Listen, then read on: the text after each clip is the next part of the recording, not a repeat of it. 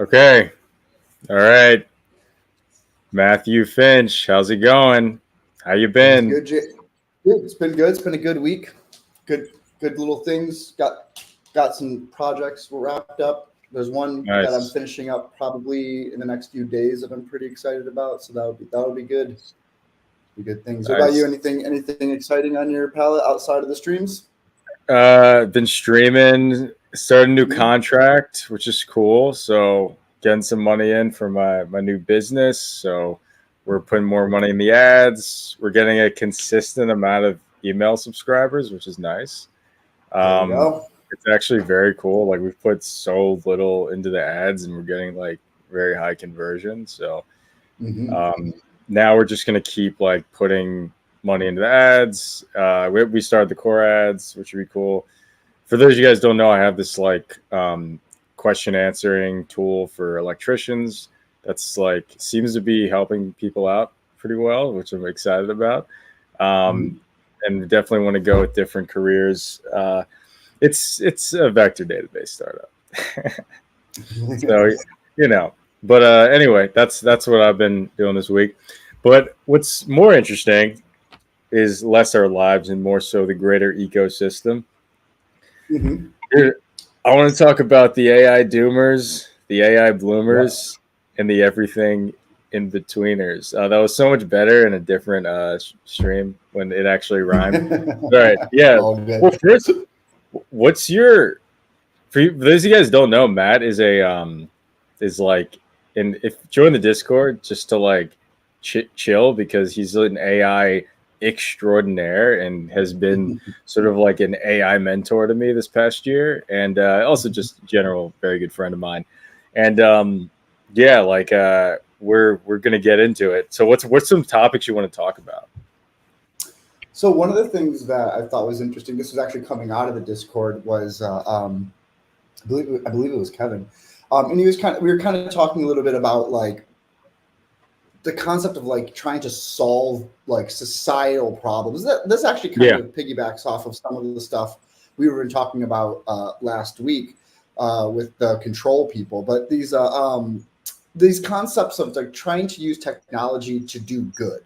And where that kind of threshold is, I'm kind of interested in that, and I thought it was interesting how like it's interesting to me how like a lot of engineers or engineer minded people, especially ones who are like good natured people, yeah, I find that they tend to think if you just engineer a solution, then everything will be good and everyone will be happy. But the reality is that the engineer will probably make a solution or make a tool, but most likely the engineer is not the one who's funding what's going on, and the hmm engineer isn't ultimately the greater strategist for what is going on. And that when that engineer's role, which is to build the thing, is done, the thing is often taken completely out of their control and put in the hands of a group of people who want to utilize the tool. And that's you get into these like nefarious spaces. And I actually had like a personal experience with that prior to working at my current job. I had taken on it was actually kind of interesting. I can't go extreme detail into it because I did sign some NDAs, but what I can say yeah, is yeah, that essentially, I was working for this government contractor, and they were working with like an arm of a branch of our military, and I just learned a lot through that experience. Essentially, working that's for the deep state, of course. essentially it was. It kind of felt that way, especially because basically what the gig was this is what Yeah, I initially was told that I was doing. So that I was told like, oh, what we want to be able to do is just verify identities at an yeah. airport. That's all we want to do. We just want to like make That's it. sure That's all we that want we to do. know who's coming into our country and who's leaving. And this was also right during the height of the pandemic. So there was actually seemingly reason behind it, Yeah. right? I was kind of like, oh, this makes sense if like COVID tracking type stuff. I was kind of like, all right, I can kind of see that the why that could be helpful at this time of day. Why not But then as engineer? Yeah, yeah, yeah, exactly. Essentially, right? This was like, I was coming off of another gig. I had just wrapped up a gig as like I was a senior data scientist at this very small boutique pharmaceutical company, and I'd kind of like on just business wise, I just didn't. Me and the president of the company, I don't know, we just didn't see eye to eye. I kind of thought he was a jerk and whatever. So, and I saw this, this opportunity. So I was like, oh, cool. He was beta. He was too beta. Yeah. No, I mean, in all honesty, he actually is a pretty badass alpha. He's on his third pharmaceutical company that he's about to sell. That's what he does. He basically like finds these boutique spaces where there isn't a lot of resources, and then like hyper focuses in, gets like the medicine produced, all the stuff, blah blah blah, and then makes it super accessible, and then sells it to like CVS. But anyways, so I got into the military contract thing, and again, in my mind, I was like, all right, whatever. I'll just like throw like some dashboards together or something, or I don't know, maybe I'll be matching some data, whatever, who knows. And I just thought, it'd just get me through until my next gig. But what ended up happening was I had to sign some confidentiality stuff, but at the end of the day, all of a sudden they're kind of like, all right, what you're going to need to do is throw these credentials to this API, and you're going to get some sensitive data back whenever you are working on this. Do not work at it at a cafe. They're pretty much just like, be in your house and don't be by windows when you do this. And I was kind of like, all right, well, what's the data? And they're like, oh, we're tapping into the airport's air traffic controller and their telcos, and we're about to tap into phones. And I was like, oh, is this for real? And they're like, yeah, this is what we're doing. And then basically what we would do is you would use, so the airport was in on this. This was something that, just be clear, you're not breaking your NDA here. No, I'm not breaking NDAs. Okay. Yeah. I won't break the NDA. Don't worry about that. Okay. I just want to make sure. Yeah. I certainly. That's pretty meaty. It's pretty meaty stuff here. Yeah. Yeah. Well, there's just imagine what it really is. But anyways, but basically what we were finding a way to do was, in essence, utilizing information that the airports have, and then utilizing telco information about unique identifiers on phones, and then tying, and this was the real quicker because I worked to tie identity to device together. That was actually way too easy. And then they're like, okay, but what we're really doing here is now we need to tie that identity to a Twitter account. And I'm like, what? Yeah. And they're like, yeah. And then we need you to build some sentiment analysis around an account, and we need you to be able to build something that can track how a message moves through a social network. And so I was like, oh, that's kind of cool. And they're like, yeah, and they're like, and ultimately what we're doing here is just a proof of concept. We just need to use real world data. And then what they did is like, what we're actually going to do this for is, in the Middle East, we're trying to track some basically bad guys who are influencing the culture, and we want to be able to reverse engineer. Like, so they were kind of like, and everyone keep in mind, this is during like the height of COVID, meaning there was another thing going on, which was riots. And so pretty much what they were like is like, oh yeah, just in scenarios where we have unruly people, we want to be able to reverse engineer who's telling them to do these things. Wow. Where are these messages coming from? And so again, I was naive and thought, oh yeah, we're doing this. I'm helping like a war effort. I'm helping the Middle East, and we're not out of Afghanistan. You were helping a war effort. It's just not the right war. Exactly. And then that was when, if we all remember Kenosha, that's where the Kyle Rittenhouse and all that stuff. And basically that was the second day the system I built went live, and they legitimately arrested people through that. Whoa, I never knew this, dude. Yeah. That's crazy. And part of me on an engineering level was like, oh, that's really cool. I helped some people find some people. Dude. But then I started, and I should have never told you about Flatiron. You're like, I didn't know right after you like learn to be a data science, you're just used to like, you become a weapon. Yeah, a little bit. And I didn't really have the insight for it, because even after seeing it in action, you got to understand, when I say see it in action, like, there was a war room, if you will. There was a control room where, like, when the thing was live, like, I had access to the monitoring screens, and I was in these chats with other people essentially that were at the same level of clearance that I'd had. And so we were able to monitor these things essentially.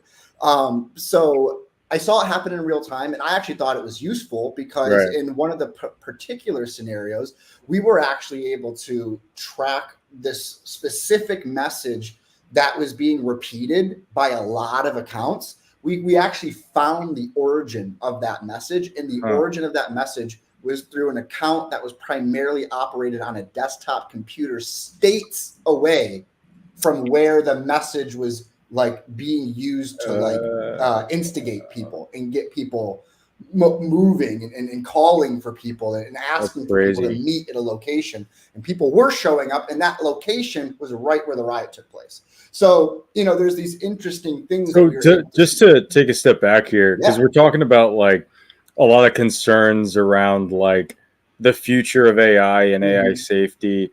And there's also this subtext right now with this Oppenheimer movie coming out at the perfect time where you have like the power of the engineer essentially being used by these like bad actors with less engineering power, but more like social and economic power, and power with like having men and resources. So like that's a situation where, from my perspective, you're like literally someone is like, hey, here's an engineer.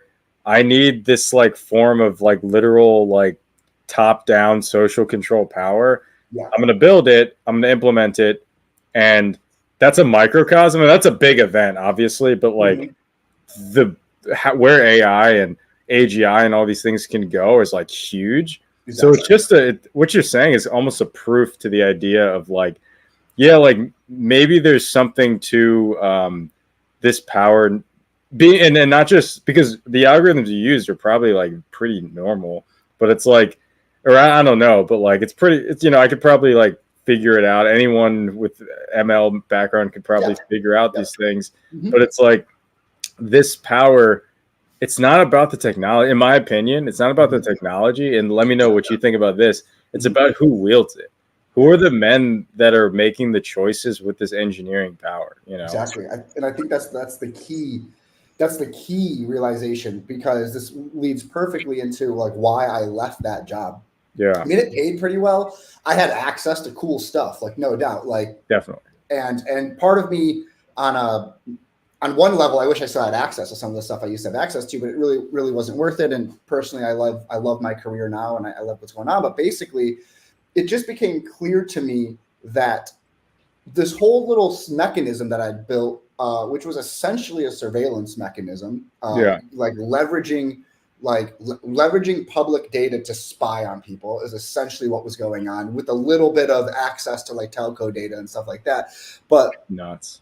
But what I didn't like was the way that I was asked to set it up and did set it up, was that it didn't matter who you wanted to look for. That was the dynamic part. You basically put in search terms that you wanted to find on the internet, and then through a series of things, reverse engineered who those people are talking to and then who their real identities are.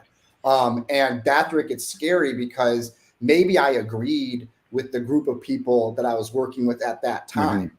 But it just takes somebody else I don't agree with to use that same exact tool. And now I could potentially become a victim of it, or people that I wouldn't want to become a victim of that tool could very easily become a victim of that tool. And that's why when I go to the whole AI thing and the doomer versus bloomer concept, I'll state my stance right at the top. I don't think there's any reason to be an AI doomer. It is like, if anything, everyone should be excited about what's going on. But what you should be aware of is, do we want the people to centralize the use of it and create a gate around who has access to it? And that's the fight, in my opinion. That's the topic people need to be more aware about, is like, we shouldn't be worried about like when Sam Altman goes to the Congress and says, yeah, man, like this could, you know, we might be building the thing that ends the world, or, you know, or even Elon Musk to a degree, where he goes, hey, man, like this stuff is like, it's totally dangerous and all this stuff. It's like, well, then why are you guys, because I don't feel like it's dangerous. I mean, it can be dangerous, but the way I want to build it, I don't think it really would be that dangerous, because the way I want to build it includes as many people as possible 100%. To the use of it, where they are somehow creating this argument that, oh, it's so dangerous that only qualified people should be using it. And then the question is, well, what are the who's setting the qualifications? Like, Yeah. that's who watches the Watchmen, right? So that's Yeah. why, the doomer part, and I'll end it here. Is like the doomer part is I'm a doomer about like the evil side of human nature. That's where my doomer side comes in. Is I get really upset with the evil side of people. 100%. But the tools, those are not that scary. Guns are not that scary. Well, until it's you give it to the interesting. wrong person. Yeah. Yeah, like and also if you have any questions or want to join in the Mhm. discussion, ask in the chat. So like the interesting thing that I find with this whole topic is when I hear people talk about like the end of the world because of AI, it's like that's like it's 1500 and you're like a projectile firearm like doomer. It's like I mean, okay, like maybe, but also like at the end of the day, we're gonna keep creating things that are super powerful because that's what people do. Yep. And in fact, that creation itself is good. Like in order for you to that's what intelligence does, is like you solve problems, you get out of holes by creating, by like thinking of like the guy who creates the gun and the guy who creates the spear. It's like they were trying to fight enemy tribes probably, and at the end of the day, yeah, it worked, and they were able to eat more and have less competition with other warring tribes and all that. Like these are all just like that spark is very good. It's a creative spark. The problem is AI. I think a lot of the narrative around it is so it's being swelled up so much in this negativity that it's going to be that battery, that thing that's going to energize, is going to be used to get legislation that will crush all competition. Yeah. That's all it is. Like crushing competition is what all this stuff is about. When I see Sam Altman in the Senate, I'm like, he's just trying to crush competition. Like that's how power like operates. Like it doesn't matter, it's like he could be as nice as he can seem or whatever, but at the end of the day, he runs a very big company with a lot of people under him. Yep. So that's a power move, Another good example from the tech space is Peter Thiel. I think a lot of people see him as actually a positive because he's very quick to call out parts of Silicon Valley and when everyone's like kind of like riding high on their own BS, he's the one who like says, hey, everyone needs to like smell what they're up to because it's shit. But here's the funny thing. Whenever he's also kind of a creep, but I have to add that in. Yeah. But also, I mean, I don't know if he's a creep or not, but he may be. But 100%. Yeah, he's securing his personal interest. Yeah, exactly. And that's what I was about to say. Is even when he does this thing that seems cool, he's actually covertly just trying to crush the competition. The latest example of that is, how did he know? How did he know to pull all of his money out of SVB like a week before it collapsed? You talking about Thiel? Yeah. Really? He's the one who made the first call to tell everyone to get their money out, that the bank was going to collapse and that it's all a scam. And he was right. Like literally what he said was true. Yeah. And I didn't know that. Yeah, but he was one of the first ones to take his big VC chunk out of that bank, which really started the run.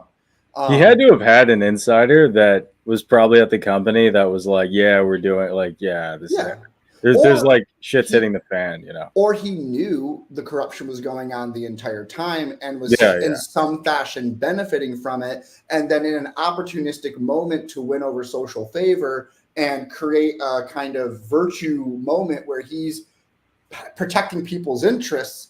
But what he's doing is through the fall of SVB came the fall of a lot of tech companies, because that was one of the linchpin like money resources essentially that these companies were using.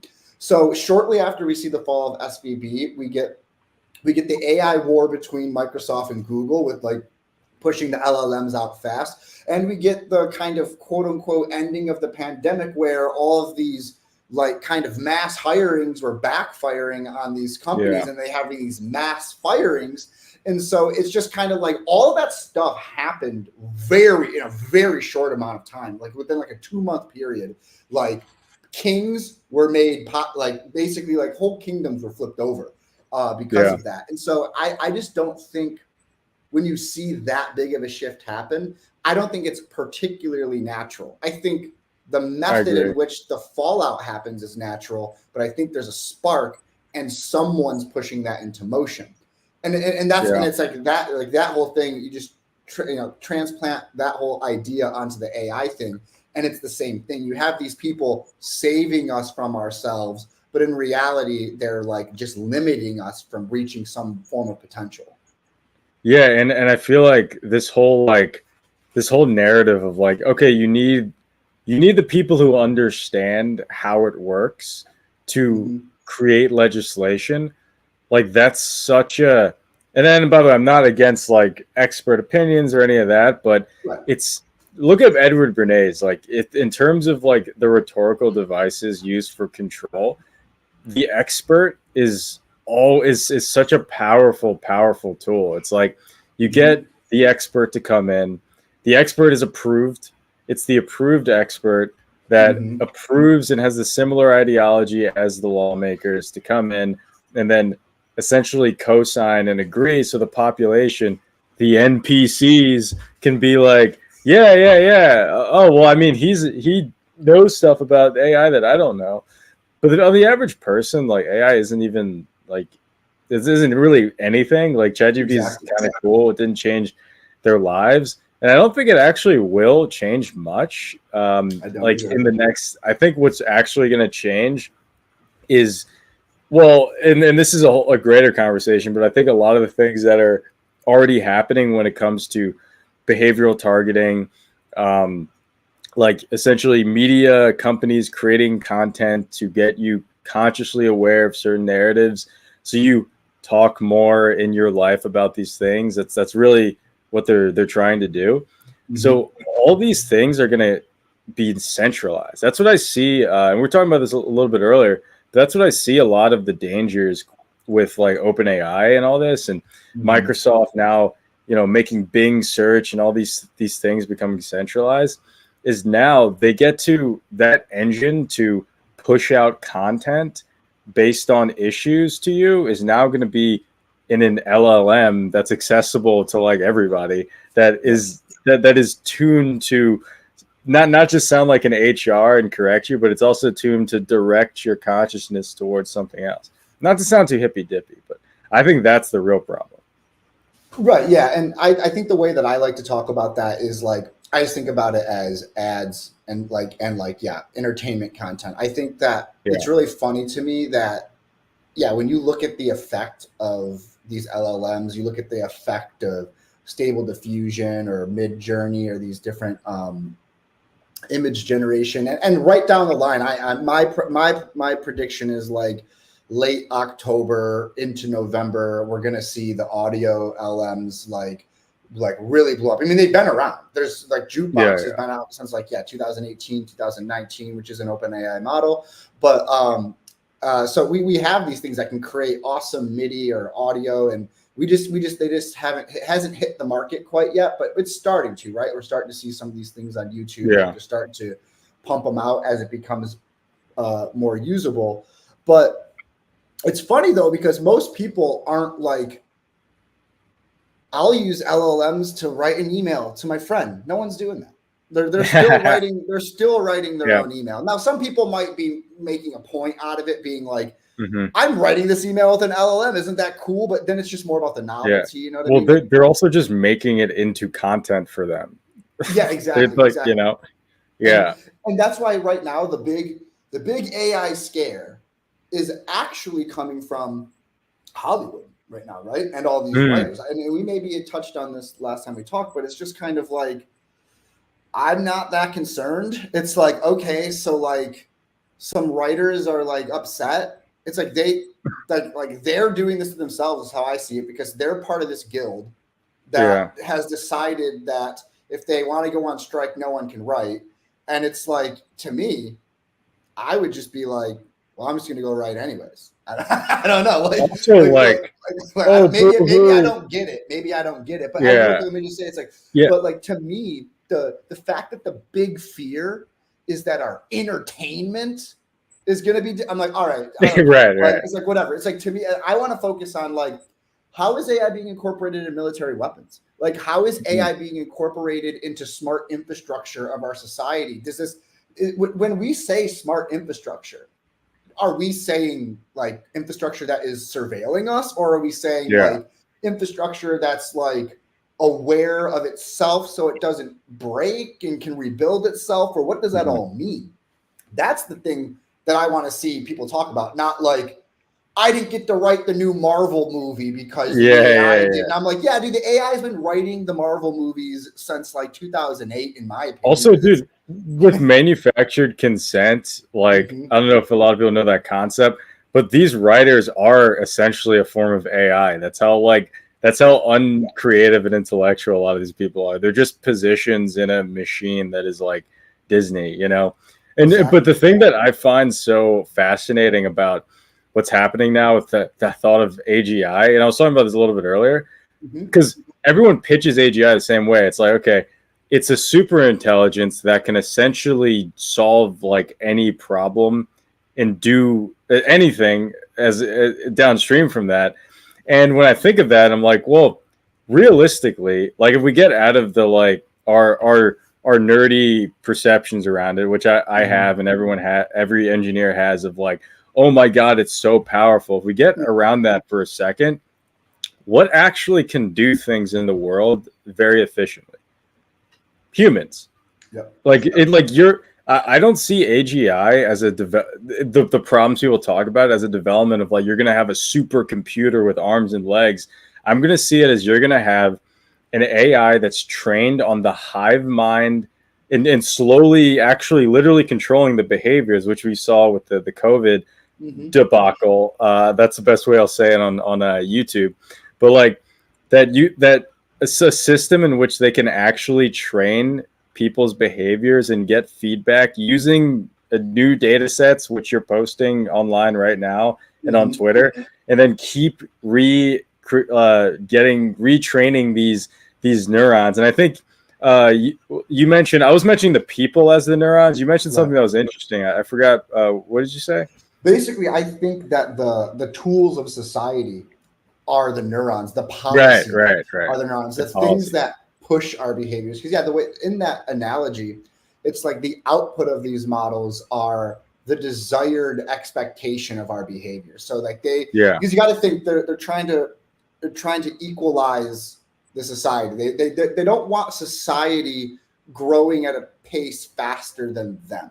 And since and who is them? Who is the they? I legitimately mean our government. Like when I say they, like I'm being like very specific.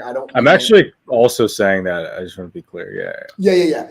And like because when people say the they thing, it all of a sudden turns into like, well, what I'm trying to say is like, I think we live in a technocracy, and that like the technocrats that are within our government maybe aren't the figureheads. Like I don't think like Joe Biden or Trump, or I don't think they're technocrats. I think that they are just like, they're just like old school, like kind of like semi-totalitarian, presidential figures. But the group of politicians right below them, the ones that are about to reach their maturing age and really gain those seats of power, those are the technocrats. Those are the people who use like analytics and intentionally become audience captured to sell their message. Like those are the people that we don't actually see them yet, but they're going. And I think those people's goals are to control policy. I mean, control people through policy. Definitely. And then control the opinions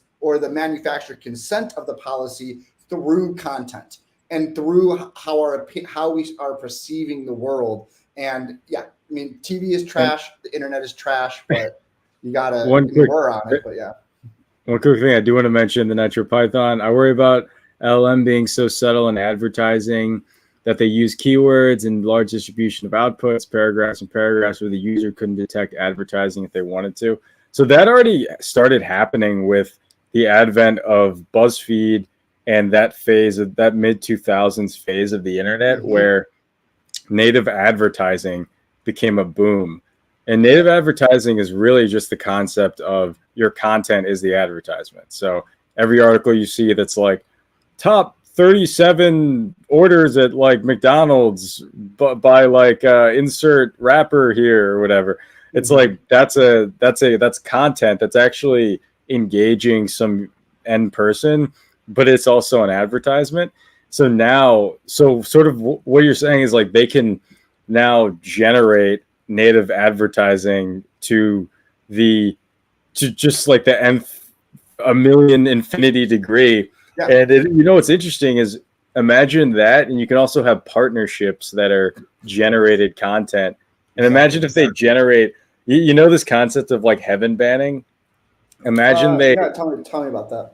It's sort of like I don't want to butcher this, but the way I sort of see it is like this concept where rather than banning people, you kind of just put them in a silo of a ton of bots that agree with them. But so it's like so imagine you like advert ban people to just like extinction of like everyone they interact with is just like behind an LLM that's constantly generating like just things to make them buy things, I mean, that is happening. Yeah. That is happening now and in different ways. I have like, it's hard for I'm just going to say this and you guys are going to have to believe that I do have the receipts, but basically like I have plenty of instances documented within YouTube, because there's a period of time when I was like specifically like looking for these interactions where a lot of comment threads that have like a robust amount of communication on it, there's a good percentage of that, no greater than 30, but like definitely more than like 15-20%, so somewhere between 20 to 30% of those accounts are not real. They are fake accounts that are there to stoke some type of conversation. Some of them might be there to say something controversial just to get people to agree and kind of out themselves as agreeing with them, or to get people fired up and start that kind of cyclical dumb logic going on where people are like just like yelling at each other in the comment threads. And at the same time,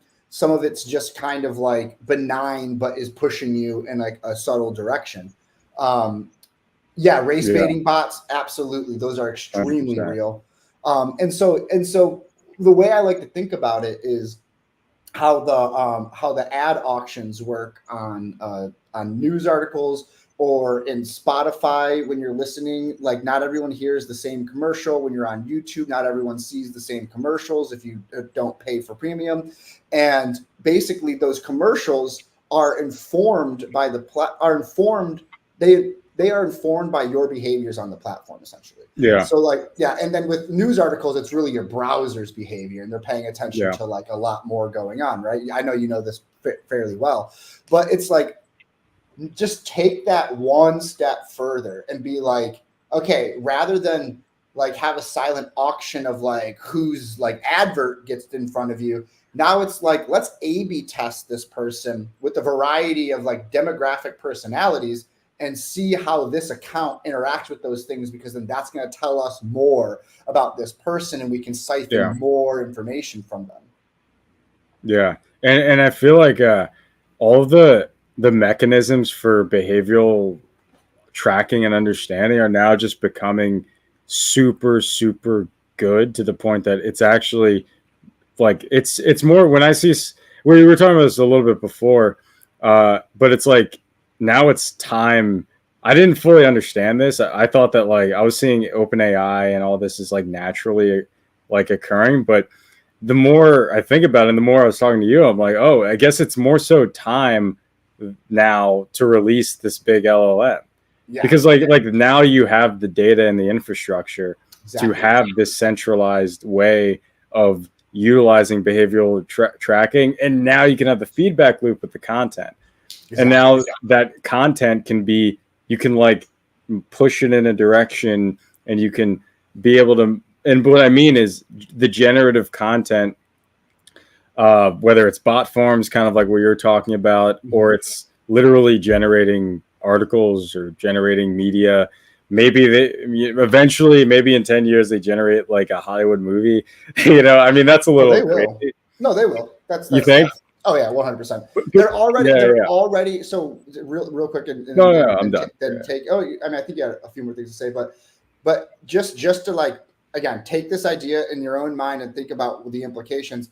Right now, one of the Hollywood issues that's going on is that extras.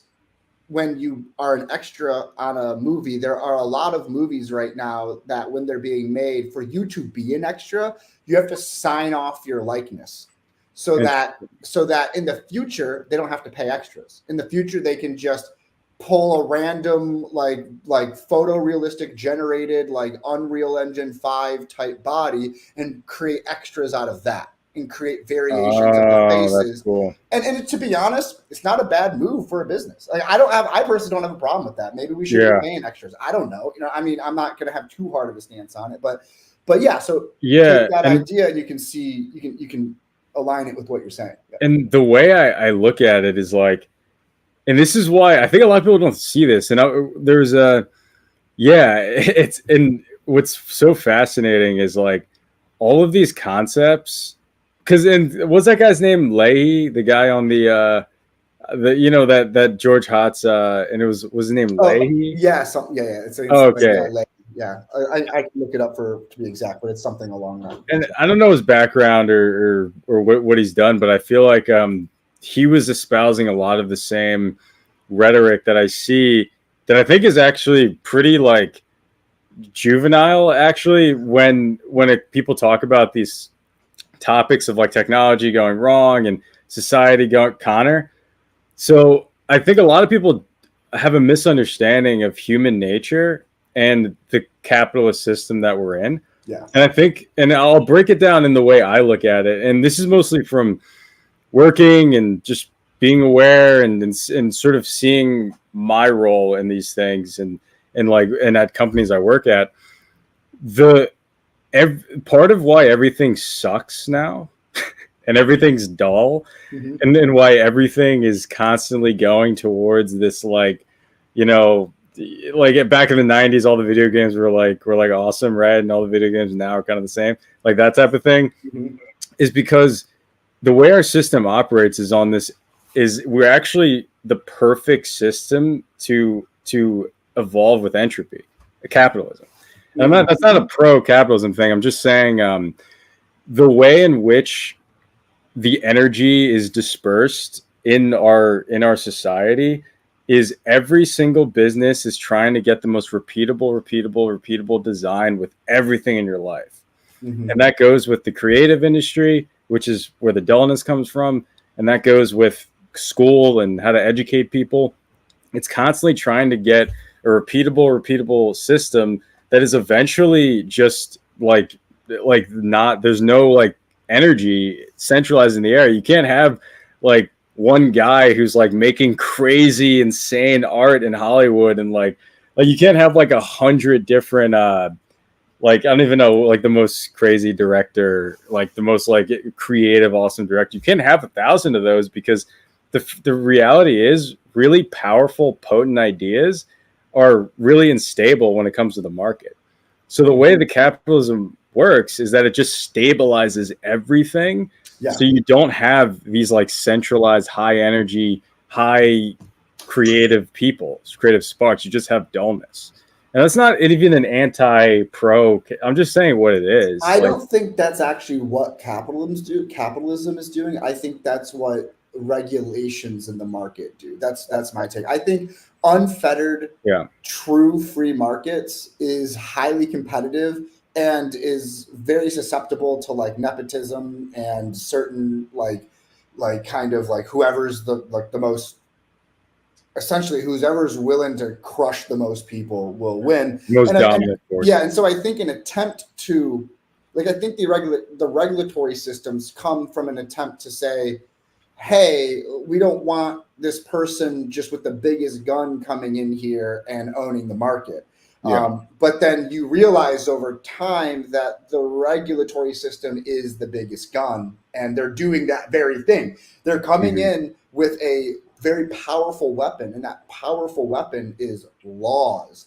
Because when you go against the law, you're knocking on the door of that country's military, essentially, because all laws are backed up by force of the. Would you argue that, or what do you think about the argument that you can't have unfettered capitalism without insane amounts of regulation? Like it wouldn't be able to exist at a global level. I mean, I don't know. It's difficult. It's a difficult question. The way that I think about it is I think about it through the terms of like socialism and communism, right? I think like in theory, communism makes a lot of sense to me under the assumption that everyone's a good faith actor, because which is impossible. Yeah. right. So the core idea of communism is that like the society is perfectly held together by everyone naturally doing like their part, and their part is exactly needed. You know, it's almost like synchronicity of actions and outcomes. But that just doesn't work. Where capitalism says, all right, well, let's say that not everyone can do everything, and whoever wants to do it has to prove themselves in some fashion to get there, right? The Nitro says something that's really important, I think, to this is like it's the social hierarchy. Like people will hijack this with but not even just social hierarchy. The expert thing. The expert thing. Like the competition starts to become these repeatable, dull, essentially like super organizations, because the social hierarchy is constantly demanding the people at the top to retain the resources, and you can't retain resources with like a system that's extremely energized in all these different pockets. You have to convince students that maybe don't start a business. You'll be safer if you go this route. You have to convince that you have to say, hey guys, don't do risky behavior more so, and actually you disincentivize the nurturing of a guy learning how to do risky behavior and deal with it, which is what a man does. And it's like everything becomes dull because as you have these social hierarchies, the people at the top of the social hierarchy have to retain their power and decrease competition. Exactly. And that is, I just hate that that's what's happening, but I do agree that that's what's going on. Is they're gaming the arena so that they're constantly in their winning game. Right. Yeah. That's what I'm trying. That's a short way of what I'm saying. It's like the the game is thinking you're playing the game. Exactly. Like, yeah. This is what really freaks me out about information silos, which I think is going to be a huge. I mean, we all. Yeah, let's talk about that. Yeah. Yeah, we can talk about it right now. So, like, we already know the information silos exist. Biggest examples are identity politics and just politics in general. Seeing the groups of people that are so vastly in like different mental realities. But once we get the AI thing, it has the potential to get to a point where anyone who buys into identity politics will become siloed into like maybe a radius of like 2 or 3 people. And you know what I mean? And those 2 or 3 people will be all the affirmations they need, because if they're tuned into the identity politics, then they're most likely tuned in to like content that affirms their identity politics. And it's going to be so hyper specific. And there's really good reason for that. Like there's really good reason for that if you want to maintain control. Yeah. The best. So if you want to if you want to like control a democracy, you need to make everyone think that they want to fight each other. You need everyone to think that you basically need to fracture the distribution of the voting power. So it always comes down to you can't vote for that guy versus where I think the first part was vote for who you want. That was like, I think the original idea, like vote for who you want in the office. Now we've gotten to this place where it's, hey, I know you don't want me in office, but trust me, that guy will be worse, and your identity politics will suffer if you let that guy in office. So just let me have the power. And and that's because the identity politics thing is huge. Because I'd say like 5 years ago, I was more so like pro on the Bernie Sanders side. Like I was like an idiot essentially, and I was thinking of these concepts of like, oh wow, like that's actually very interesting and good for us to sort of like focus on a top-down solution to use resources to help quote unquote underrepresented people. Right. And then the more I poked the idea and started to like talk to a Matt knows this, like tons of like socialists and people like that that. was a fun time. I do remember. Yeah, it was quite interesting, and in Brooklyn, and like the more there's an idea, Hannah Arendt, I don't know if anyone knows, but I started reading a lot of what she was writing about atomization and how in the human condition. No, actually, it's probably the same ideas, but yeah, it's just a good book by her. I actually haven't read that one. Mm-hmm. It was a big like one. It had 3 different sections to it, like work, labor, and action, or something like that. No, was it like on totalitarianism? Oh yeah, totalitarianism. Yeah. And so like the idea of atomization really, like, I was like, oh wow, and that led me down to the identity politics in our modern day, where it's like, okay, everyone's constantly being socially atomized, and it's clearly there's some mechanisms, and looking to society of the spectacle for the mechanisms where there's certain media mechanisms that are atomizing people, and it's for a use, and you can like clearly see it if you look at like advertising and you look at like how strong of an opinion you have to do to spend something. Mm-hmm. Your identity is why you spend things. Like, I mean, that's a big reason why you spend things that you don't really need. It's for your identity. Like whenever, like if you see yourself as a man, so I can sell you male products, right? And if you hold to that identity strongly, then it'll be a little easier. And also, if you see yourself as a unicorn, she, him, her, blah, blah, blah, dumb thing, then yeah, like I can atomize you. I can, one, isolate you because no one else thinks that's real.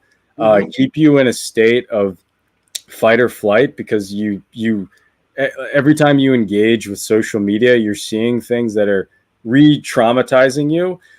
Because the trauma is how people hold on to these atomized identities. Also, it's like, someone gets, not to get too crazy, but it's like sexually assaulted, or they get into certain situations, they'll often they'll identify with something that will make them feel a certain sense of social power.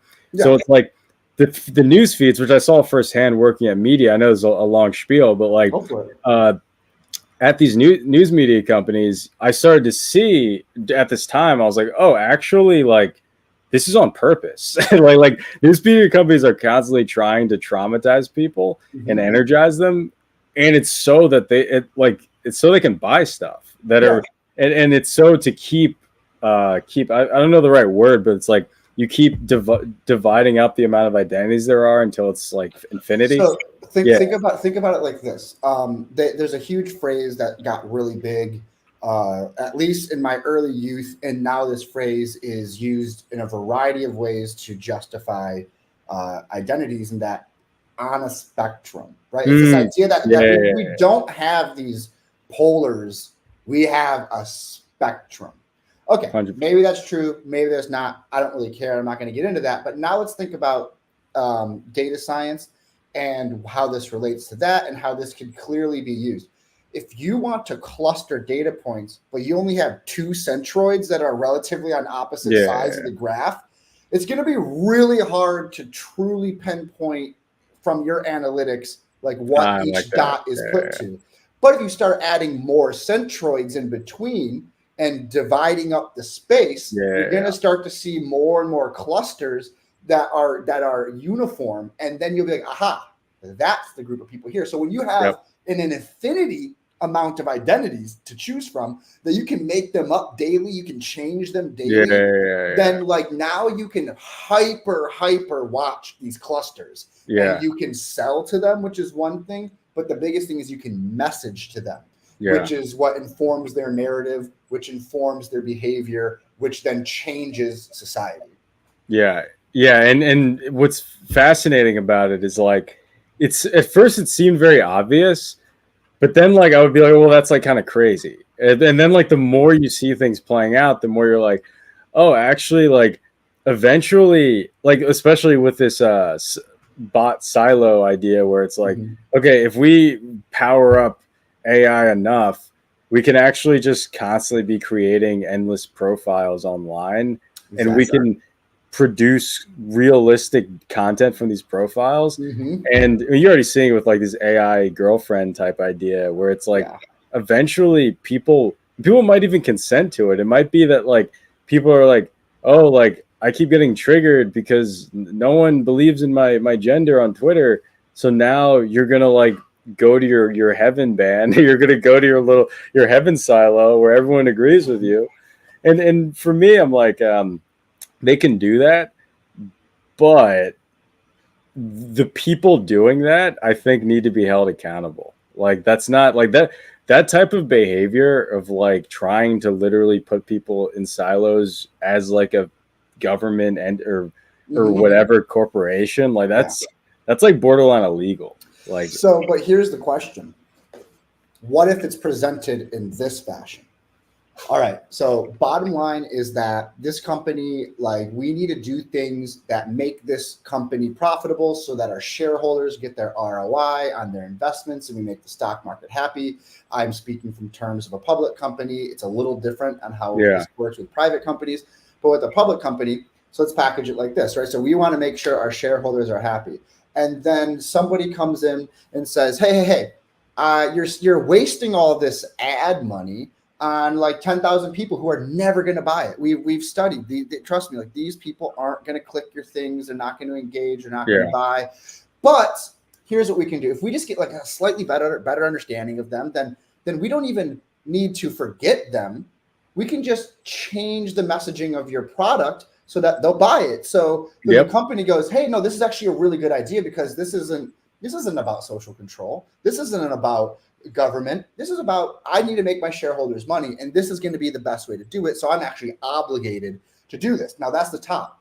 It's down to like the IC 5 levels down, who's like, is like, you know, a wide-eyed data scientist or ML engineer. And they're like, in their mind, they really are just seeing like CSV files, columns, rows, databases, and they're just being told, man, cluster these data points, make this happen, give me the analysis. And sure, they have like a sense of what they're doing if they know the company they work for. Like I think the dating app companies are interesting because they must be like the pioneers, the true trailblazers when it comes to identifying people have to be the dating apps.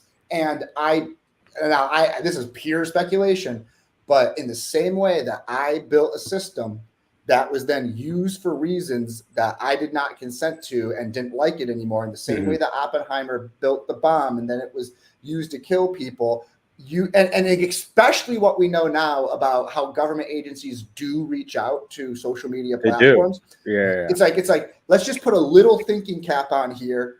They're definitely reaching out to dating apps. So all of those dating apps companies, they pioneered, like, you know, the real pioneer was Netflix though. Their like recommendation algorithm really put things in motion within industry. And so I really do think that my thought with that is like, okay, well, imagine if a dating app is because like my first thought with dating apps is like, okay, well, what happens if someone now creates a competitor that's a Tinder for finding your AI girlfriend? Oh yeah, right? Like that makes so much money, right? It's okay. Absolutely. Well, let's make another leap and what if that was a feature in Tinder, right? Exactly. What if Tinder now added that? And now let's make it even different. Let's expand one part. And the way they'd sell it to you is that it's not a replacement. It's like an exercise.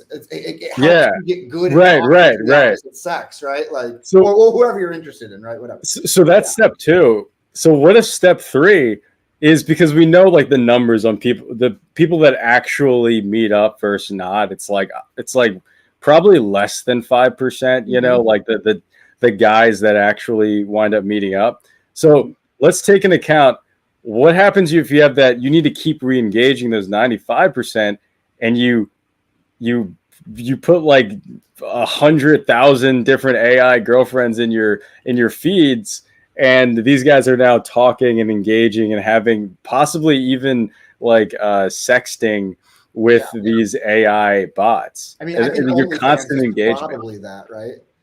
I mean, Yeah, but I've actually yeah, never yeah, been on OnlyFans, but yeah. I never use that. my Yeah. guess is that there's a lot of bot work going on there, and I would I probably, wouldn't even yeah. be surprised if like, because dude, this would be brilliant, man. This is, you could probably make so much money this way. Get your own Stable Diffusion We app. won't do this though. No, I'm not going to put my time into this, but if anyone else wants to do this, just let me know. I'd be curious to see how it works.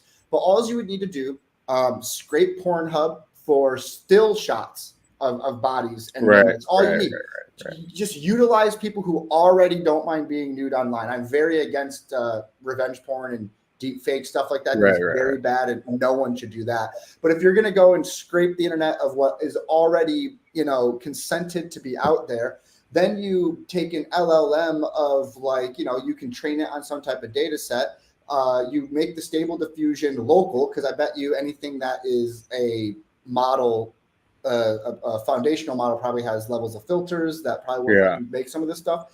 But then you basically can create, you can become like a AI pimp.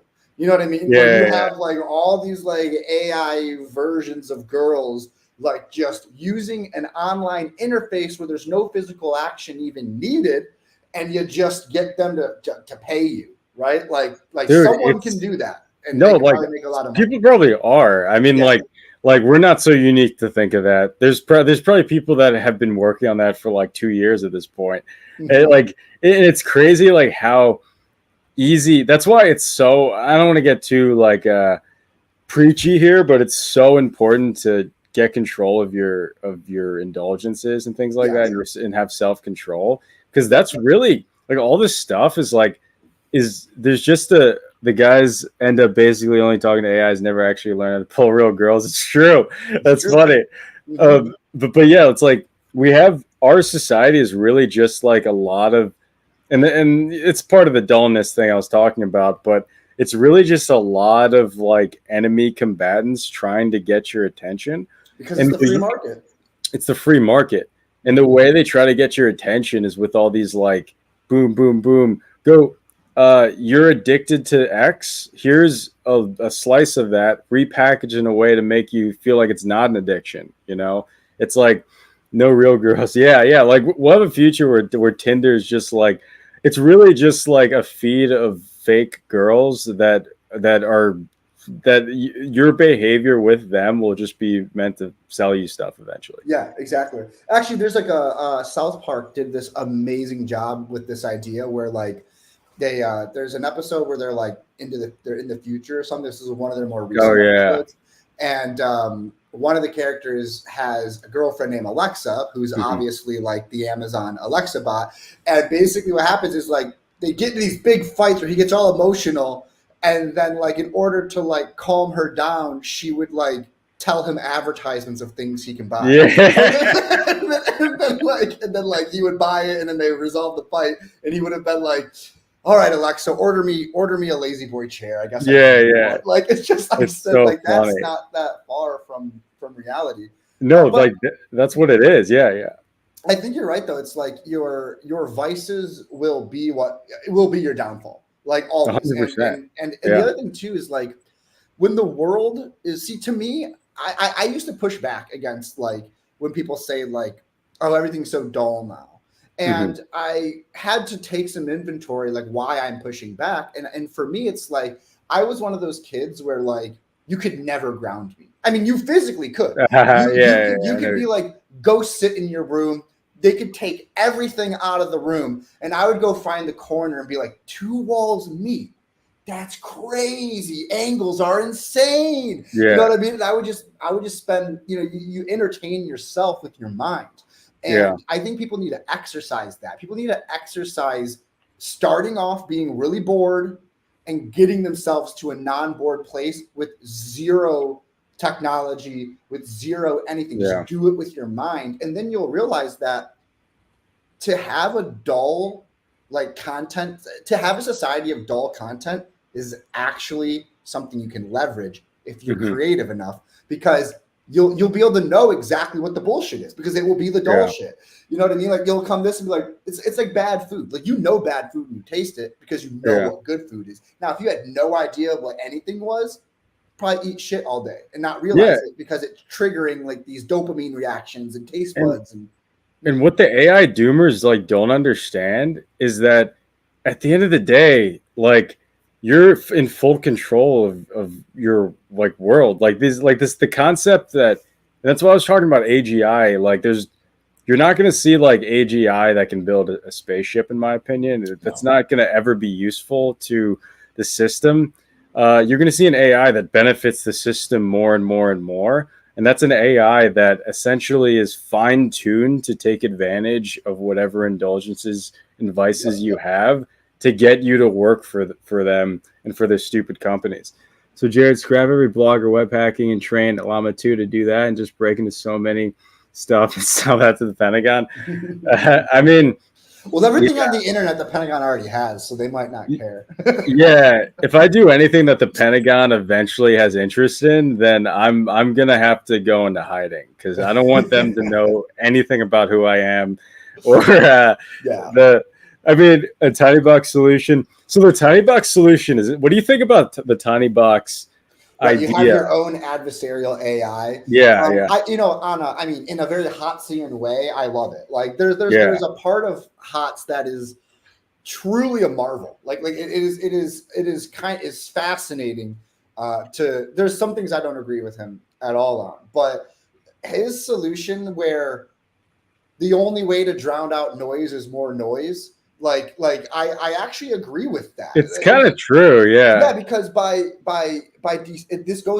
is actually literally what I just said. When you get desensitized to the noise, you can only see the signals, and that is basically, I think, like the HOTS approach. Where all right, so if all these AIs are going to be trying to trick you, then you need to either do one of two things: have an AI that you trust that is trying to trick you as an exercise. You know what I mean? Or have an AI that is combating these AIs for you. And then the second, like what NitroPython says here, the second, it looks like it's being bad, just unplug it and get rid of it, right? Don't air gap it, essentially, to a degree.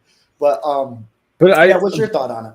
Yeah, the way I look at how that would actually be is you would, like, I think practically speaking, you would have a like AI in your browser. You'd have a browser AI, I guess, maybe an extension or something that's like constantly detecting AI at all times, like degenerative content at all times. And because really the real linchpin of all of this is I see no way, if this is the evolution of, if we've gone further down AGI with GPT-4 and all these things, that means that the generative aspect is a crux. It is like a central type of thing. Maybe I'm wrong about that, but if that's the case, then reverse engineering the generation is the key, in my opinion. So like finding a way, and I need to go on after I do my web dev LLM, like autist spiral that I'm on right now. After I do that, I want to go down the road of like, how do you reverse engineer one of these LLMs? But what I mean is like find the actual data set and do some inference cross-referencing, because if you can do that, you can figure out what it's for. Like if you can figure out what data set it was trained on, I think that'd be fascinating. So I agree with that. I am under the impression that it's very unlikely to get back to the literal data set. But what you can get to is the distribution. So this is something that I'm not going to talk. And this is something I'm not going to talk too much on because I'm doing a lot of research with it. But this, like the K-bridge idea that I was telling you about, right? Yeah. So one of the core underlying research that's going into this is when you train on hyper specific data sets, you learn how to measure what statistical relationships make up that data set. You know what I mean? So you start to understand and it's easiest way, you start to understand the bias, right? So if you can understand the distribution within the model, or you can understand. So for example, if I put in let's think about a simple skipgram model where you put in a word and it gives you the context. 2 words to the left, 2 words to the right, gives you like 2 or 3 words that are most closely related to that input word.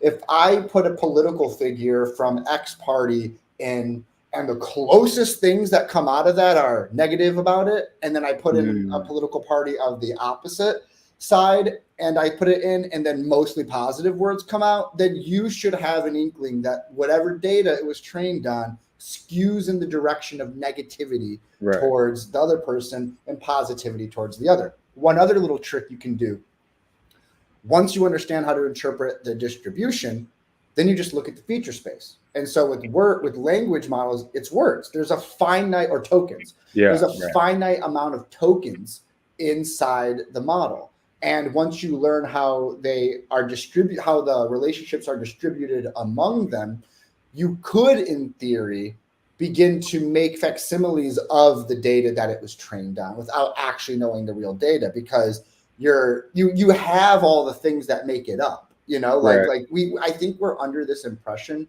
that like AI is like impossible to understand, but it's a finite resource at the end of the day. Now, it might understand probabilities like that will take us a really long time to calculate out, but we don't need to do it ourselves. We can use like supervised learning to reverse understand what type of things make up the model.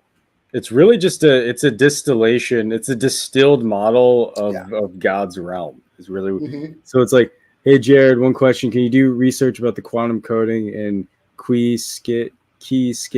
Well, I'm thinking that the first guy who makes the GUI. Oh, interesting, quantum coding. I haven't looked into quantum coding at all, but I feel like the interesting part about quantum computing is it's actually the concepts around it are at the core of, I think, probably what will get to the advent of AGI. But like, I don't know what that is. I'm definitely going to look into that. So another thing with the AGI narrative that I find really fascinating is, real quick, I just looked it up. Yeah. You will probably like Qiskit. It's an open source software development kit for working with quantum computers, essentially at the level of circuits, pulses, and algorithms. Oh, okay. That's awesome. So it seems like it's an SDK or a framework for having the code and be interpreted by the quantum processors. Oh, I need to get an access to a quantum processor. Yeah, I think Google has the quantum processor. Yeah. Actually, I think IBM, I imagine, would actually have. So if you want to superpower an AI, I actually don't think so. This is where, and you may. So this is my tertiary knowledge as an engineer, more so less than a data scientist. I think the real way you supercharge it is with real world knowledge. I don't think it's actually gonna. I think what's gonna happen is we're gonna get a real world knowledge data set similar to like imagine if you had a common crawl data set that was just like super powered, that was just catered in such a way that you would learn so much about one token that it's like crazy.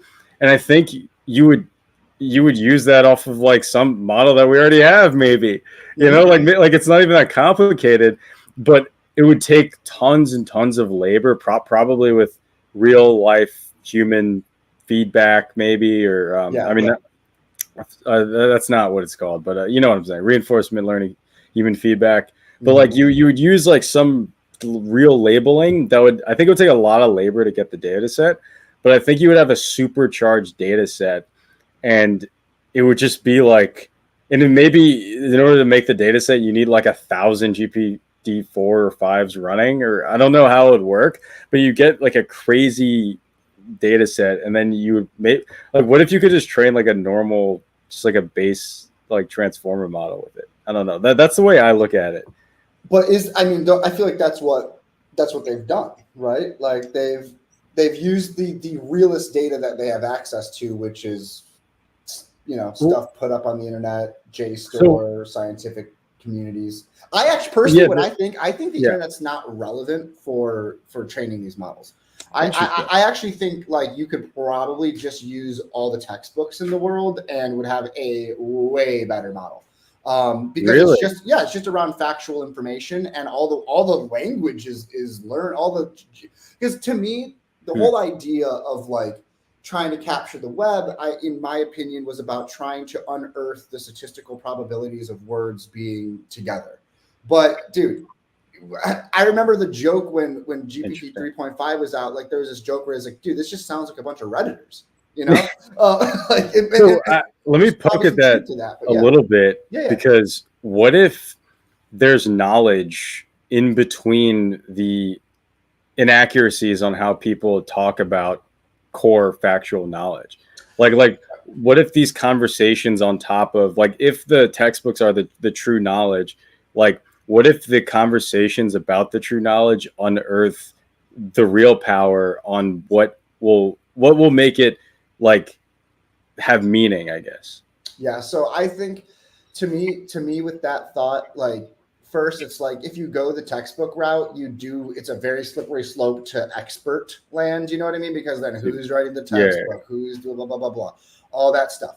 But the difference is like I don't know if I want an AI that like understands the real subtleties of human like communication. I don't really think that's necessary in anything that I do. It's only necessary if you want to mimic those subtleties. Stack Overflow, by the way, is gonna die in my opinion.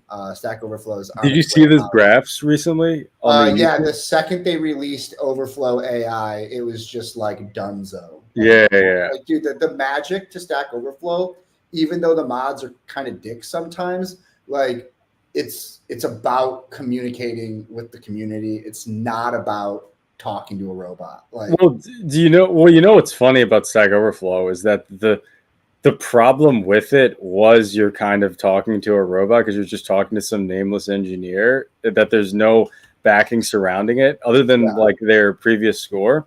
The thing that already killed Stack Overflow is GitHub issues, and looking at like GitHub threads. I'll click on that before Stack Overflow. Oh yeah, exactly. Because you actually have people who know what they're talking. Well, you know for a fact they know because they're part of that repo. So the authority in the community is what killed Stack Overflow. But I think I do think the generative AI is probably not for us more so as much as new engineers are. It's gonna definitely. I think new engineers are probably never gonna use. They'll be like, "What's Stack Overflow?"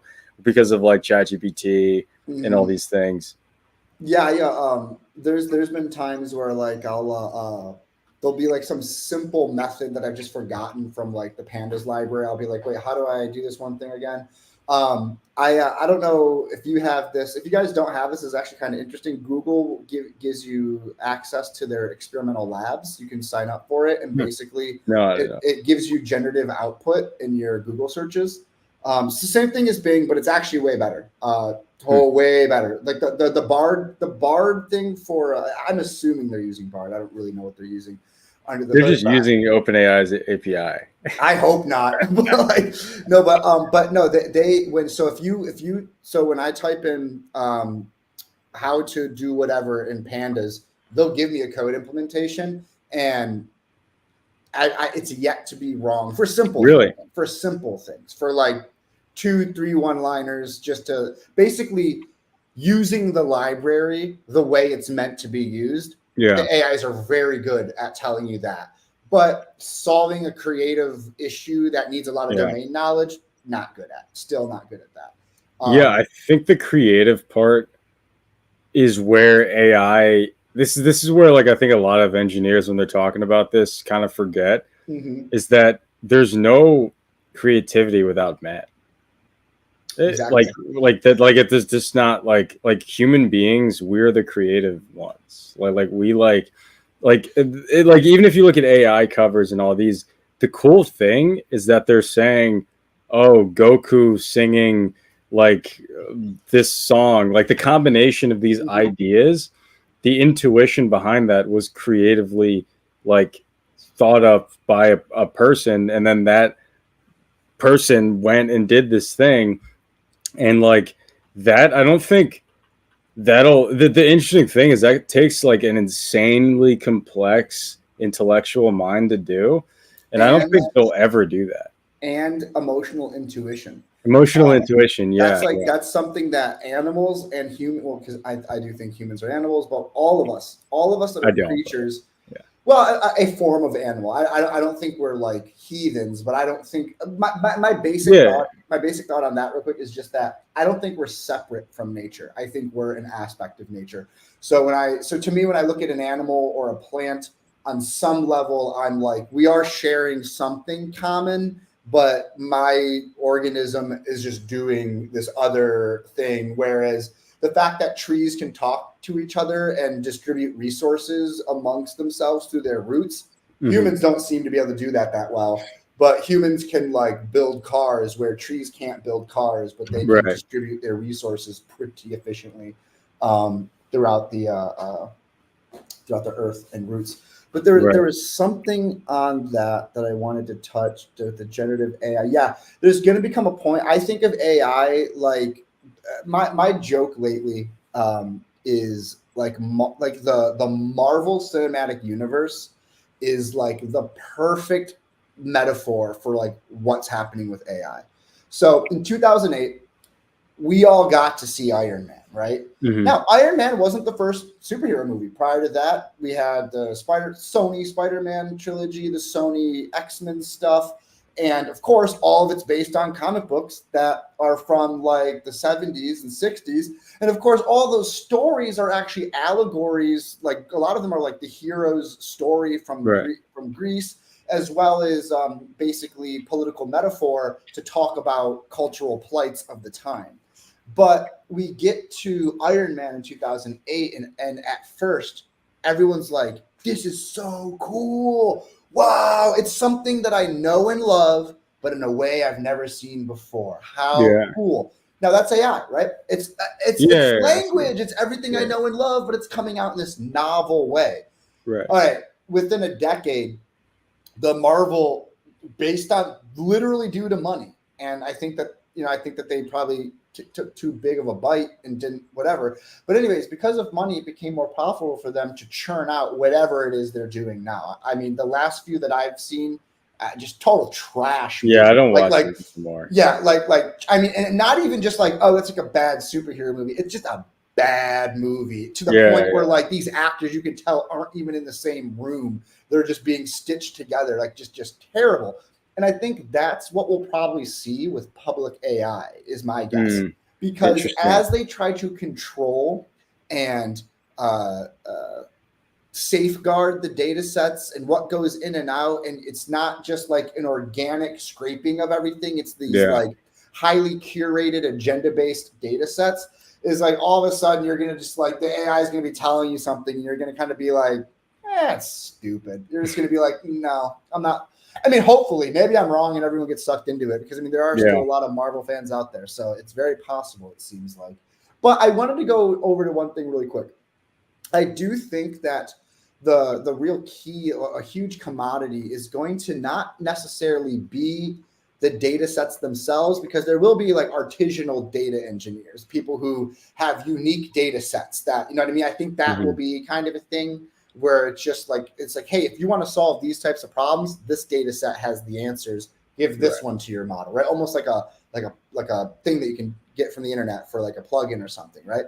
But I think what's going to be really valuable are companies who effectively and reliably create like a nutritious, like a nutrients, like content, like an FDA, like on the side of your food, right?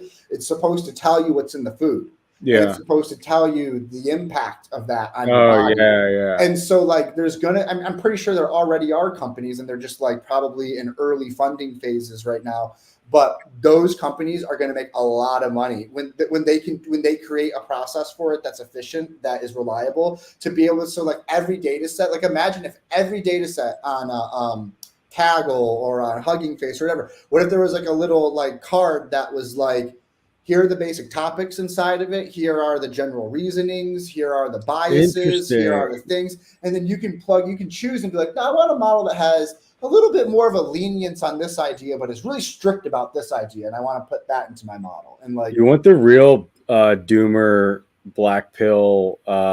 What I just said was future. not doomer though, but No, yeah, well, yeah. no, I What I know, just said, no, I will say, is on the bloomer side. That no, one, I know. What yeah, you're saying is the bloomer side. I'm gonna give. I'm gonna give the let's doomer get the doomer. Let's get the doomer thing. side. All that stuff is gonna happen probably through Hugging Face, Yeah, and Hugging Face is gonna cock.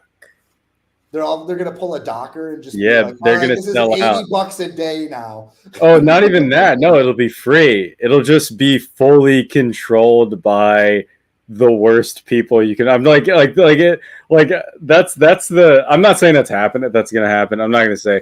I'm just saying that's a scenario. That's the worst scenario. That like we all like because the Trojan horse is that we all want it and it's great and we all it's like wow it's and then we all depend on it and then Well, that's they're why like, people don't depend on it. yeah, true. But then it's like, oh, actually, like Hugging Face is evil. They have the potential, but I see no signs of that just I don't yet. think. Yeah, I think I actually I love Hugging think that. Yeah, I actually think that like I don't think they're gonna get into the data set game as much based on what I'm seeing. They have like the benchmark data sets, they have those things available, but I mean, I could be 100% wrong. I could be very, very wrong about this, but my sense of the ecosystem that they've built is it's ultimately more about like fine tunes, pre-trains, model cards. Like it's like more about that. And it's hard for me to really articulate why why my intuition says they're probably not going to like really follow the data. Basically, actually, it just came to me. I think it's a lot easier to regulate models than it is data.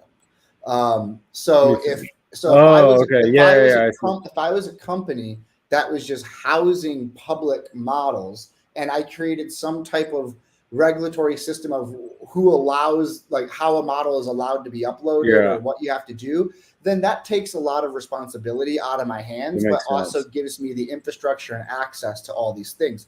The second you start putting the data out there, regulations like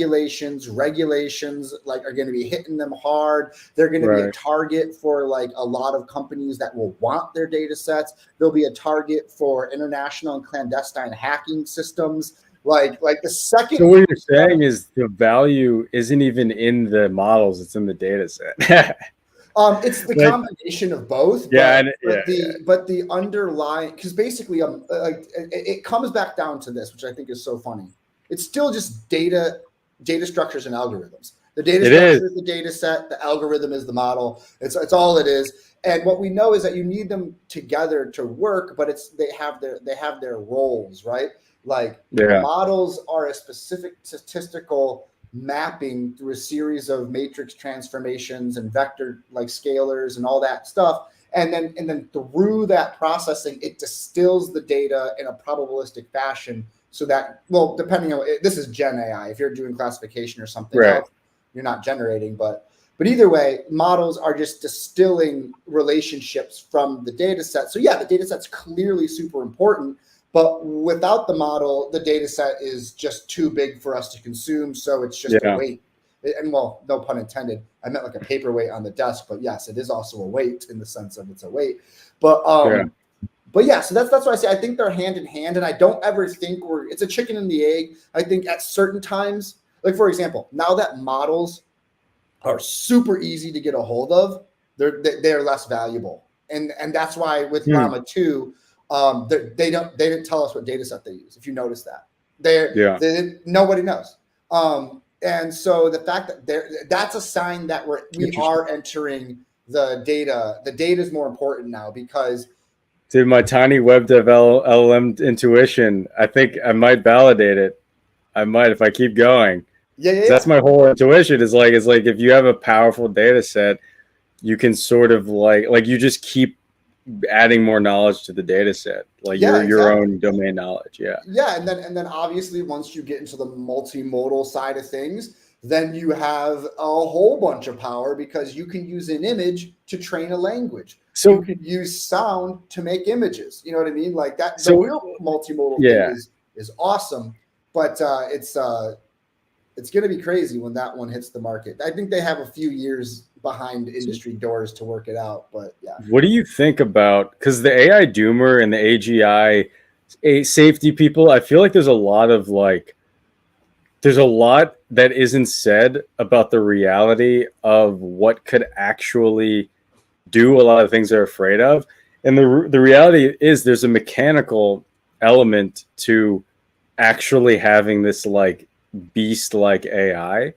Like unless we're consenting that it has to live on the internet. Like the AGI, it can be AGI and be extremely like damning if it just lives on the internet. I totally that's fine. But I think there's a in order to you have to be connected to systems that are extremely powerful in order to do that much damage. Mm-hmm. And I see sort of like a Ghost in the Shell like scenario as like what the AI doomer is sort of, Ghost in the Shell, like Mm-hmm. yeah, I sort of see that scenario as what the AI doomer is sort of like fearing, where you have this super intelligence that's kind of taking a charge of these mechanical, there's these real beings. And what do you think about that general idea of like that happening, that being possible, whether that's just just being released in the internet and taking charge of like Amazon distribution or like flight patterns or whatever? I mean, I think that's probably the more probabilistic way for it to happen. Mm-hmm. I think that it's like what we see right now in the current like AI systems is it's not so much that, like, so for example, the Chat GPT is not just a model, right? It's an entire system with many what they call experts, many models. It's actually a multi.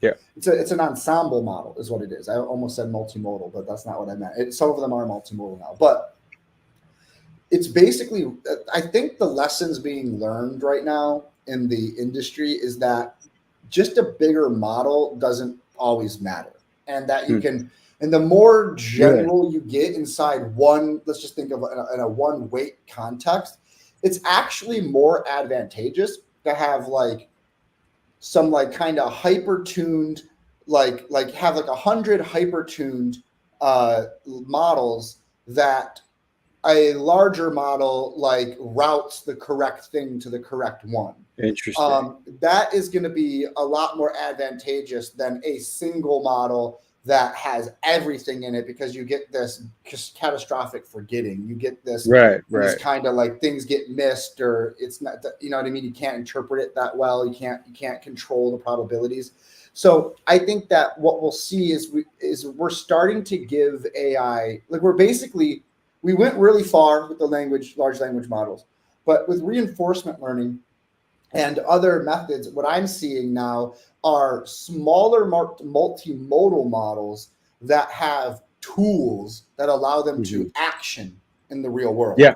And that is, and so that is going to be, I think, the future. So I don't think it's going to be one centralized AI. I think it's going to be like fleets of like smaller AIs who are hyper specialized in tooling, and then they work together in some orchestration to make something happen.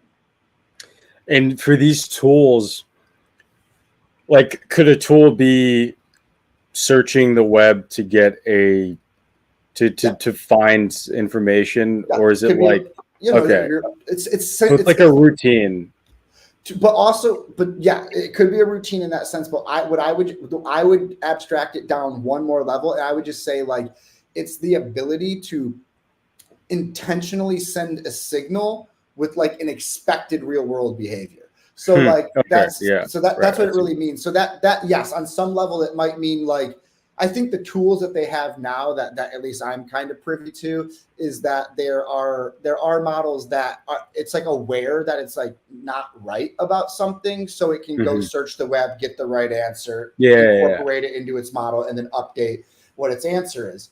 But I just knowing that Boston Dynamic exists and knowing how insane and the kind of awesome their animatronics are, it's like I could see that same idea very easily being put onto a robot, right? Like, and the one thing is like that is just a trajectory. Like I'm not gonna like be one of these like people that pretends like we can't get to a Ghost in the Shell type like Android situation. Like that's if just people silly believe to it, not think that. Yeah, exactly. If people believe it, it'll happen. Like because that's that's how. the key. That's the key. As long as the Yeah, narrative is okay. So like, I I think you and think I it's what you're saying. Yeah. yeah, and I think you and I have slightly different views on religion, but like I'll say this really quick.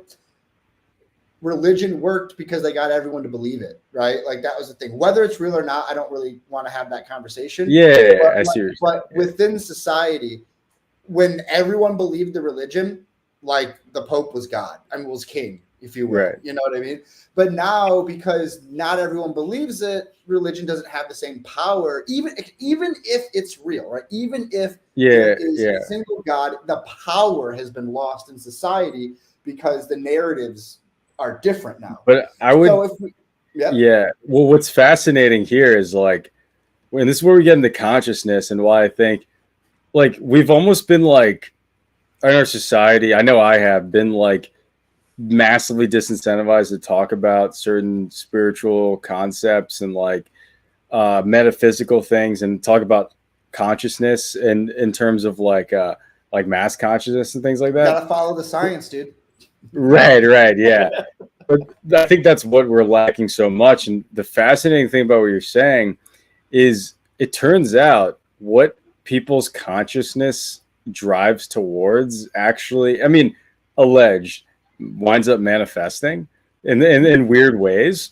And part of the religious aspect is like, if our consciousness is toward, which can't be controlled because then that's like, the devil, but it's like, if our consciousness is towards something good, at an individual level, especially, but like also just like collectively and everything. If enough individuals conscious towards something good, then good things can manifest. And it's almost like the ultimate like AGI doomer like scenario is the AGI is collectively, because the power is in the people.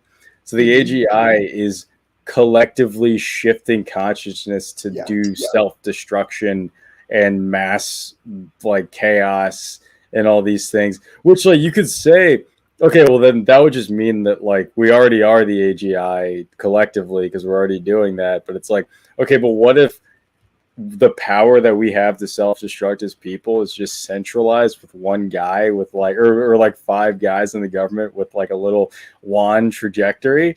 Then that's where I'd see the AI doomer angle.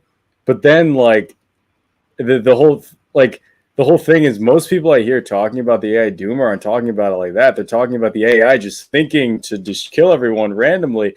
And it's like, no, I think it'll be individuals. Like the real doomer AI doomer thing is like individuals are very, very bad. There is a scenario In general. where I can see the fear of the AI just being itself. I think there is a scenario. It's not like the Terminator, but it's different. So let's think about it like this. So we do have drones that can take like a sample of like 15, 20 images of a target's face, and it can autonomously go to another country, look for that person, and kill them. Okay. Yeah. So we can do that. That's not a problem. Now, what if we create like a system of like a road system where we don't have any more traffic lights or anything? We just have like these AI sensors that are talking to the cars, and there's like one central kind of traffic control like tower somewhere, and when it's working, everything's flawless, right? But the problem is like if we create a system that is so rigid and is so quick to respond in automated workflows that happen faster than a human can respond, then we could put people in this psychological experience where it appears as though the prison itself is keeping you inside of it. You know what I mean? Because what imagine this. What if we create a metaphorical prison, which is AI, and then the people who know how to like turn it off die? And then there's Oh, I see what only you're saying. people left who are being imprisoned by it, and then the Yeah, I see what system you're saying. itself. And the system is set up in such a way where you cannot You're escape talking about America. You're talking about like that's really where we're at right now. Is like a lot of these mechanisms were meant to free us, and now we have a bunch of idiots taking Yeah, but control of the it. difference is that no one's dead. Yeah, There's very conscious, living, intentional people it's running the spiritual death. mechanisms. It's Yeah, it's they might be it's it's spiritually entropy. dead. Yeah. I know Biden Well, says he's a good Christian father, so I don't know. right, But right. I think you have to go soon. I just I wanted do to. need to jump in Okay, like cool. like 10 minutes or so. Yeah. Okay, 10 minutes. Okay, cool, cool. Yeah, I think so. Well, to cap it off, I feel Yeah. like, what's your opinion about in terms of like maybe like the next, like, what do you think the arc? You know, it's a good thing to cap it off with. What do you think the arc of acceleration is going to be? Do you think it's not going to accelerate? Do you think it's going to be linear? What do you think the progression? What do you think the line is to, if there is a line to get to AGI? Like, what is that line? The line to AGI. I mean, I think that's an unknown personally. Mm-hmm. I mean, I think it can. There's so many paths that it could take. But what I can say about acceleration, in a more general sense, is let's think about the internet. The internet popped up socially in the mid '90s, and by the 2000s, like it was beginning to hook us all. By 2010s, it was a way of life, and in this world, it's like a way of reality, right? But the service and technology itself, other than maybe enhancements within validations of the protocol of how like TCP handshakes work and things like that, but the technology itself isn't really that different. It's still like an electronic device sending a signal through the air and hitting another electronic device. Like that is the technology. And I think about David Graeber, who said, not David Graeber, is his name David Graeber? I'm thinking about the UFO guy. It might be David Graeber. Anyways, he's an academic who he wrote a book called Bullshit Jobs. He wrote a book that guy. called History of Debt, the first 5,000 years of whatever. But basically, he has a phrase that I really like, which isn't as true anymore, but it was true in 2011 when he said it, which was that we were promised the Jetsons, but all we got is 250 characters. Right, meaning that like this big like thrust into the technological future was like being able to type to each other on a forum, right? So I think that acceleration was on some level manufactured. The acceleration was that the technology actually existed outside of the public space decades before it hit the public space, and then it was gradually let out in a very fast-paced way. So it gives you this sense of, oh, I got to jump on this. I got to do this. This is happening right now. I don't want to miss the boat. And then when enough people convert, you slow down the public innovation. And then like it's so like you coast on it now. And then the real innovation goes back into the industry or into the military as well. I think the same thing is happening with AI already. And that is that like these large language models, while the Transformer paper happened in 2017, you have to imagine a minimum of 1 year went into research before the Transformer paper was released. So these ideas have been cooking in industry for like we're getting up to 10 years now, and it wasn't even until like the last year. So let's just give them a narrow scope and be really kind and say that in 2014, 2015, they started kind of actually getting large language model capabilities. Right. It's about 8 years later, and we now just got it. So and we got it for less than a year, and the quality is already starting to wane. My theory is that the waning is they're letting it happen. They're letting the quality go down because then it plateaus how the society can use it, while also converting everyone to it simultaneously. Like right now, it's impressive to see how many people in my life that had no interest in ML, now it's their identity. And I'm mostly talking about like like people who were photographers and now they're prompt engineers. You know what I mean? People like that who like they Yeah, I know that what you're saying. kind of that flip where they're not really doing the real thing. They're just trying to take the identity. Yeah. Once you see once you see the identity kind of leave the cultural scene, which we're starting to see, like less people are identifying as like a cool AI person, right? It's going back to the engineers. That's how I'm seeing it. Like, and there's a lot more engineers focused on it, which is cool. But the popularity of it is kind of drifting, meaning it's leaving the social zeitgeist and just becoming like a part of reality. It's not really a novel thing anymore. Just like movies and TVs, like we should be blown away when we go and see like a movie that's like Oppenheimer, like legitimately. Yeah.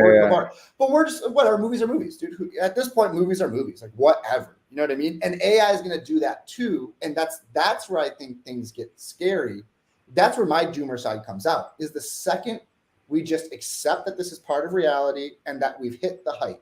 That's the story, right? The story is going to be, all right, we maxed out potential. We now have the greatest AI, and it's like kind of shitty. But behind the scenes, they're using some legit stuff. Interesting. So, and behind the scenes, you sort of mean like military industrial complex, Exactly. like real power Marketing players, media empire. Yes, exactly. Yeah. They will be the ones who wall off their data. Like all these publications, like New York Times, all of the journals, like JSTOR specifically, all these people are more and more safeguarding their data because they're realizing, like you said, if they have control over those data sets, then they can be the owners of those models at the end of the day.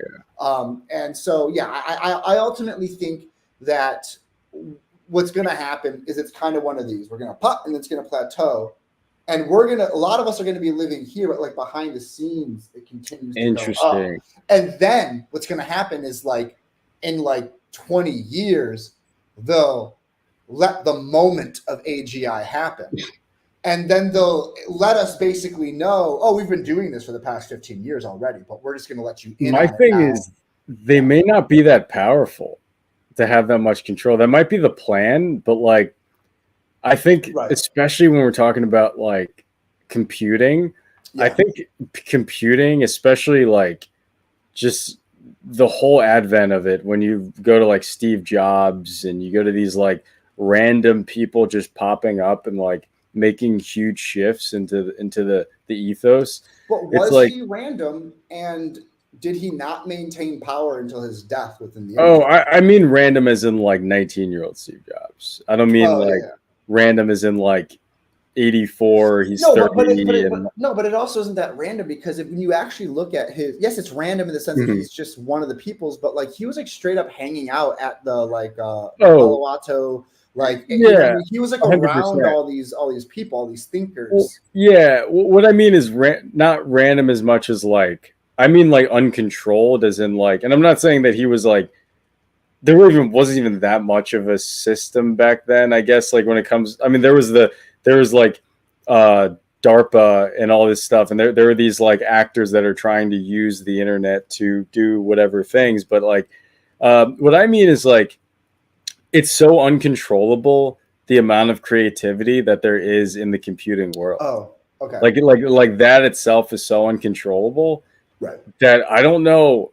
I actually, my bloomer, at the end of the day, I'm a full bloomer that thinks that the most beautiful things that are going to be done with AI are actually not going to happen with like these open AI people. No. I think it's going to be like just a guy in his like apartment. You know what I mean? Like it's just going to be like, and we see that happen like every day. And I think there is a part of like Meta that is honestly doing damage control when they're releasing things like Llama 2, where they're just like, we need to like recollect the narrative because these independent engineers are like actually going to like beat us out if we don't lead the open source. Exactly. No, and 100%. So I think it's uncontrolled. I actually think there's more creativity at the bottom now. Like a lot of the people getting these FANG positions, like I'm not trying to throw any shade, but like it's often people that are very good at gaming that system, But to truly create, you have to game, like you can't really game the system of getting hired. You have to be a little bit of a renegade, you know? Right. I agree with all of that. I do think that they still, when I say they, I mean large companies. Hmm. I think that there is still a card they have up their sleeve, which is commoditizing compute and restricting Yeah, access to 100%, compute. 100%. Once that, if that happens, Yeah, then all of the creativity still exists, but it shoots right back into theoretical world because there's no definitely, way to apply it. definitely. So that is my one worry, but ultimately I agree with you completely because I mean that's how science itself has been. Like That's you rare. look at these awesome leaps in science. Granted, the farther back you go, it's often a rich person who had access to like Yeah, the it'll be like the world. king's like Yeah, like top Darwin was guy. a Yeah, spoiled child. Newton right, had like a little place to go to, like whatever. All these right, same thing with early musicians. We're all parts of the king's court. But right. in our world today, you look back at our recent history throughout maybe like more like mid 1800s to now, a majority of the scientific stuff was just kind of found out by a person. Dude, And yeah, cars were yeah, like yeah, cars. in America. Yeah, Exactly. There's so many inventions in America that legitimate. I mean, that's the image, right? That some yeah, person's just tinkering in their garage with a right. passion, and then through the hard work and kind of like dedication, you come up with this And valuable thing, one right? final thought, because I know you got to go now, but like the real thing that gets me so excited is like I think right now we're at a weird crux where I think that like that tinkerer and that like independent engineer is someone that now like there's a weird moment where I do see damage control at the top Mm-hmm. where a little like some things I do think like yeah it's like time to release the LLMs, but I think that there's a crazy race to whatever point AI is going to, and the more people self learn and educate, the more like you're gonna see this like crazy wave of like independent creation and Mm-hmm. IP. But the most important thing, and that's the thing that I'm trying to focus on myself, is you have to create and retain that wealth and Yes. the things you do and be very smart about it. Like get your IP, get your LLC, like as while we still have that protection in America at least, Mm-hmm. like be it like protect yourself and start these communities with people and don't be afraid to have it closed open source where you create things that like only your buddies can use. That's Yeah, I'm not like nothing wrong trying with to that. say like do that, but I think that that's a smart thing to do because like if you create something that's like more powerful than a lot of these like LOL, like Llama 2 or something like that, like yeah, like you keep that like with the people you care about and with your community, that's really valuable. And now you start to flip that script and you start to make it so that your community is the they, not that you know what I'm saying. Whatever. I Yeah, don't no, want to be a bad actor. yeah, you don't want to become like a fascist or anything, but Yeah, like, yeah, but no, I agree with that like wholeheartedly. Like the emphasis on data literacy, the emphasis on understanding how economic entities like work, right. like and understanding. Yeah, I agree with that like 100%. The other thought with that, it's now escaping me, but it was what you're saying, developing it on your own. Yeah, okay. So in the sense that I like this phrase techno feudalism, this Hmm. idea that there are these kings that have these servers and we're kind of like feudal serfs like on their servers. Yeah. It's like if that's the landscape, like why would you just accept that this new undiscovered land, why would you just accept it's already discovered and Hmm. that king is that king and this king? It's like, no, if I were to go back in time, I would probably be more of like a traveling nomad with like groups. I'd have groups of Hmm. people and we would all like, in my ideal world, we'd be specialized with like different tool making, hunting and stuff. And we'd be a self-sufficient like like traveling group essentially. And I think that like you'd be Jewish. Yeah. I don't get that. No, that's yeah. They're like the traveling kind of like ethnic people. Oh, okay, yeah. So perhaps that would be what I am. But yeah, I think of that same way with the tooling of these AI stuff, is that like we still have the ability to kind of like create our own little troops and like specialize within the what we need out of it within our groups. And I wholeheartedly agree with that. Nice. But dude, yeah, I think I'm gonna jump off. Yeah, this was fun, dude. Let's do it again next week. Let's do it again. Awesome. Man, the broadcast. Thanks for everyone. Thanks for watching. Like, subscribe, donate, give me money, or don't. Either way, next week we're gonna talk, and it's gonna be great.